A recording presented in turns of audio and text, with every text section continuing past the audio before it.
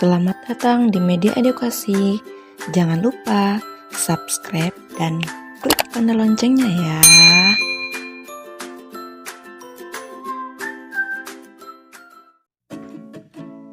Assalamualaikum warahmatullahi wabarakatuh. Apa kabar semuanya anak-anak? Semoga kita selalu dalam keadaan sehat walafiat ya. Ustazah akan menyampaikan materi kembali masih di tema 1, organ gerak hewan dan manusia, subtema 1, organ gerak hewan, dan kita hari ini sudah masuk pembelajaran 2. Seperti itu. Nah, sebelum Ustazah menyampaikan materi, Ustazah akan menyampaikan tujuan dari pembelajaran ini. Yang pertama, dengan menceritakan sebuah gambar, siswa mampu mengolah informasi dan menjadi sebuah cerita secara tepat.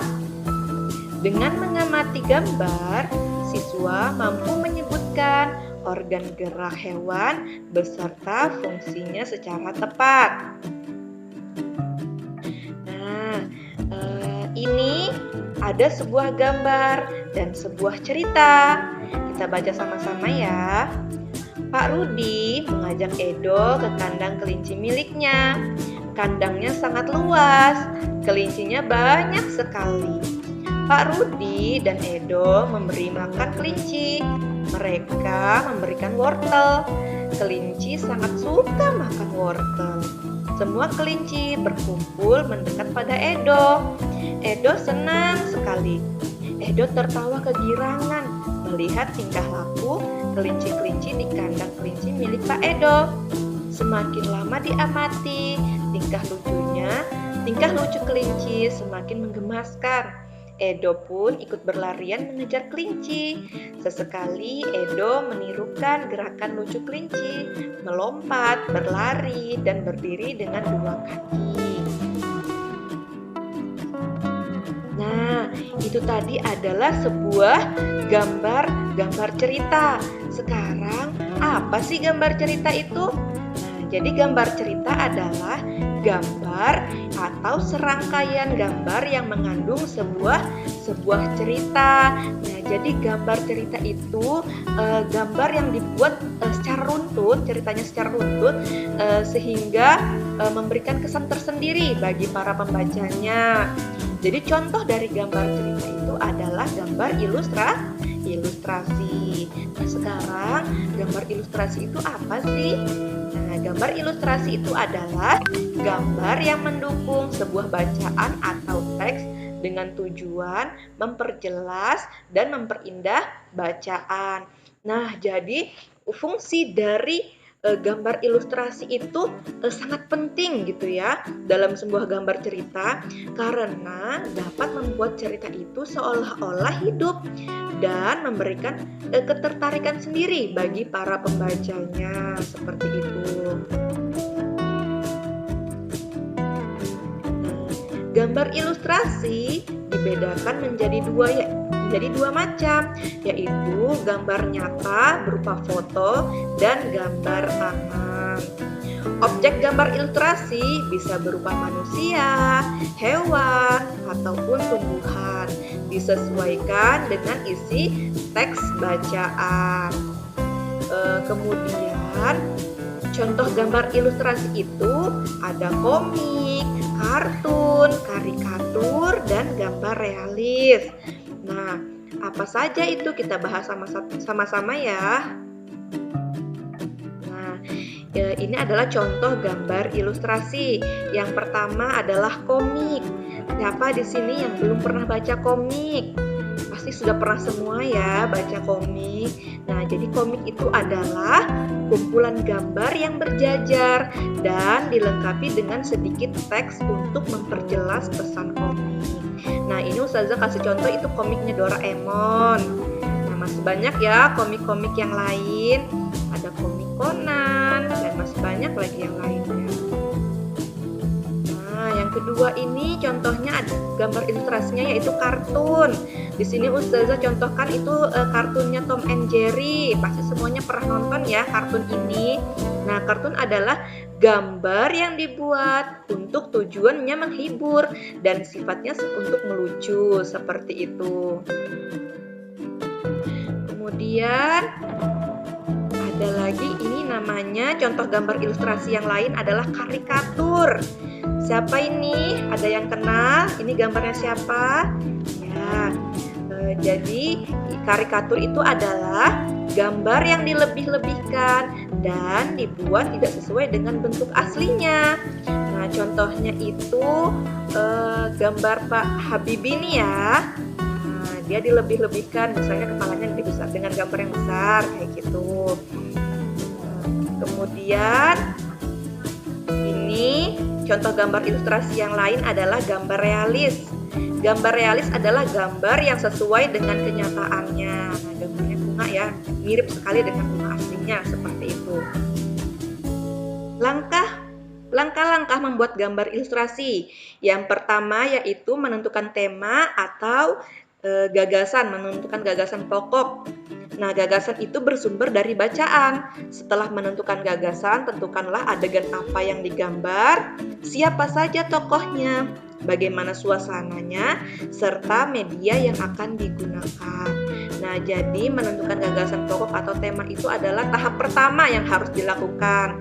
Tema bisa berupa lingkungan hidup, hewan peliharaan, pengalaman hidup, atau pengalaman liburan, dan bisa juga berupa aktivitas makhluk hidup seperti hewan, manusia, tumbuhan, seperti itu. Nah, setelah menentukan tema, selanjutnya kita tentukan lagi tokohnya, latar, adegan pendukung lainnya. Langkah yang kedua adalah kita membuat sketsa. Apa sih sketsa itu? Nah, jadi sketsa adalah rancangan gambar yang dibuat sesuai dengan gagasan. Membuat sketsa harus berhati-hati. Perhatikan bagaimana tata letak dan ukuran objek yang digambar. Nah, ini contoh sketsa ya. Yang di sini ini contoh sketsa. Ini ada gambar ayam jago.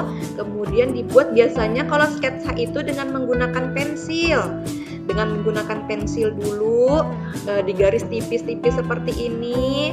Kemudian nanti setelah dibuat sketsa baru ada yang namanya pewarnaan seperti itu. Langkah yang ketiga yaitu kita melakukan pewarnaan. Nah, tadi setelah selesai buat sketsa, kamu dapat mewarnainya. Pewarnaan dapat dilakukan dengan dua cara. Pertama, memberi warna sesuai dengan aslinya. Yang kedua, memberi warna berdasarkan imajinasinya seperti itu. Nah, pewarnaan itu dapat menggunakan pensil warna, spidol, krayon, atau cat air.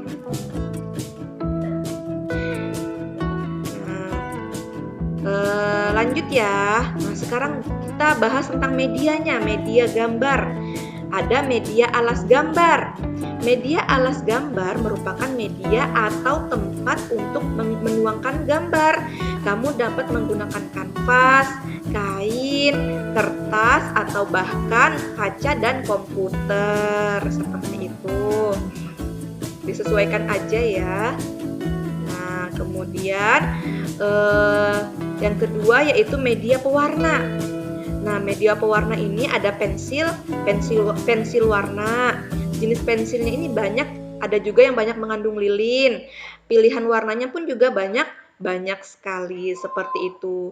Yang kedua adalah cat air. Adalah pewarna yang terlebih dahulu dicampur dengan air sebelum dipergunakan seperti itu. Nah, itu tadi tentang ini ya, cerita bergambar, mulai dari cerita tentang ilustrasi, kemudian gambar ilustrasi, kemudian contoh-contoh gambar ilustrasi, dan langkah-langkah membuat gambar ilustrasi itu tadi, seperti itu. Nah, itu tadi kita bahas adalah tentang muatan pelajaran SBDP. Nah, kita lanjut lagi. Sekarang kita bahas tentang alat gerak pada hewan. Ini biasanya yang berhubungan dengan alat gerak pada hewan ini biasanya muatan pelajaran IPA seperti itu.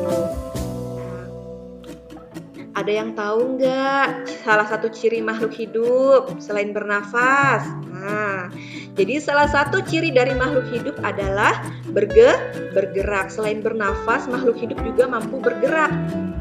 Nah, jadi bergerak itu secara umum adalah berpindah tempat atau perubahan posisi dari tubuh makhluk hidup. Nah, jadi apa sih gunanya bergerak itu? Nah, jadi bergerak itu berguna untuk tetap menjaga kelangsungan hidupnya seperti itu.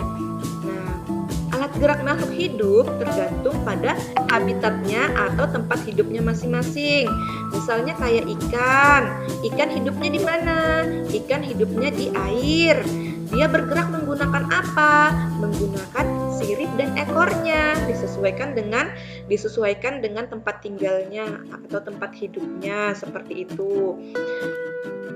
Lanjut ya. Nah, alat gerak makhluk hidup itu terdiri dari dua macam. Ada alat gerak aktif dan ada juga alat gerak pasif. Nah, kita bahas satu-satu. Alat gerak aktif. Alat gerak aktif adalah alat gerak yang fungsi utamanya adalah untuk menggerakkan alat gerak aktif tersebut berupa apa? Berupa otot.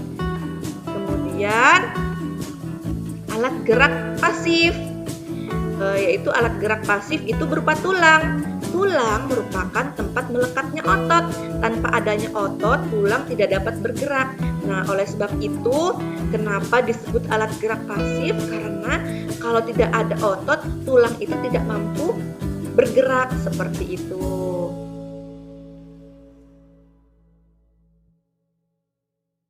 Nah,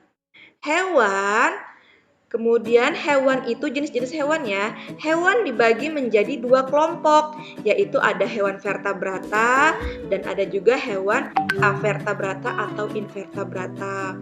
Nah, apa sih hewan vertebrata itu?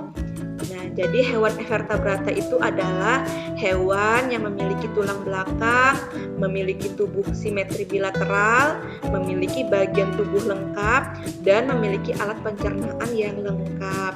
Contohnya apa? Contohnya ada kelinci, ada kambing, ada burung, katak, kadal. Nah, itu semua adalah hewan yang termasuk hewan vertebrata atau hewan yang memiliki tulang belakang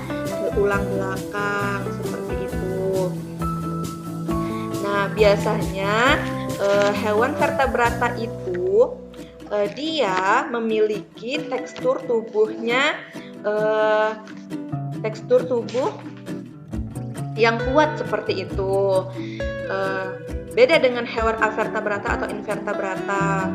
Nah, ini adalah hewan invertebrata atau hewan avertebrata, yaitu hewan yang tidak memiliki tulang belakang. Biasanya tekstur tubuhnya itu lunak kayak gitu. Memiliki tubuh simetri bilateral dan radial. Bagian tubuhnya tidak lengkap dan memiliki alat pencernaan yang sangat sederhana. Contohnya ada apa saja?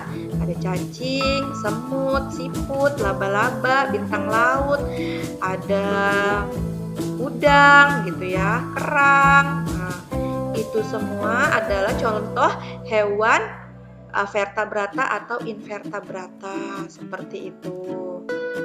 Nah, Ustazah di sini akan mencontohkan sedikit tentang hewan vertebrata aja ya. Nah, ini adalah gambar apa ini? Ini adalah gambar kelinci. Nah, nama organ geraknya apa? Organ geraknya yaitu kaki.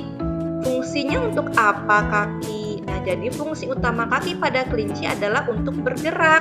Kelinci bergerak dengan meloncat menggunakan kaki.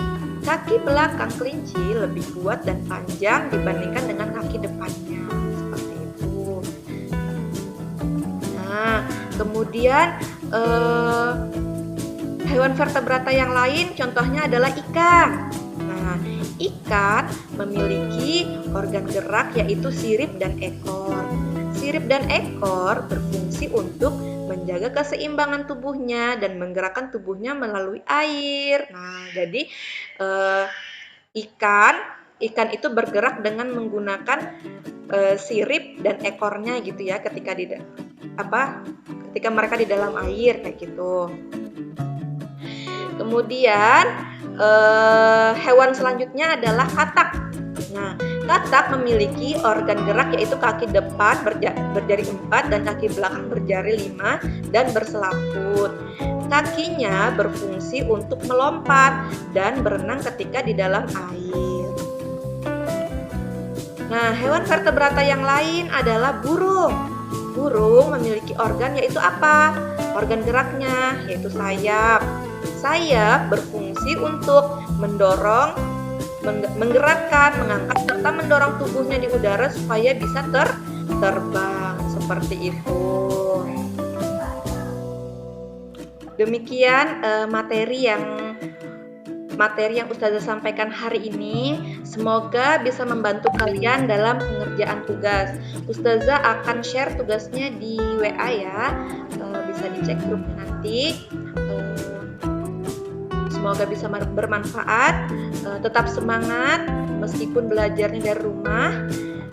Jangan lupa untuk selalu sholat 5 waktu, murojaah dan menambah hafalannya.